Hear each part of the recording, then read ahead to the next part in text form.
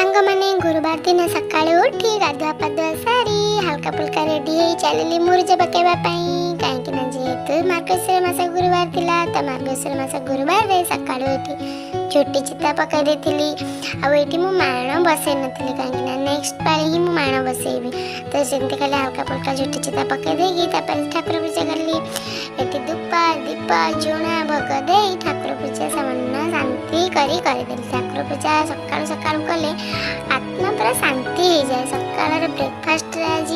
पतिदेवଙ୍କ order रे बना है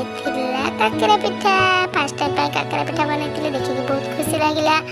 आज लंच रे हल्का फुल्का खाद्य बनई देथिली भात नड़िया पका डालमा भजा शाग आम समस्ते एकाठी एमती कदली पत्र रे ही खाऊ कौन गोटे अकेजन हेले एकाठी एमती कदली पत्र रे बसी आराम से खाऊ। जय जगन्नाथ।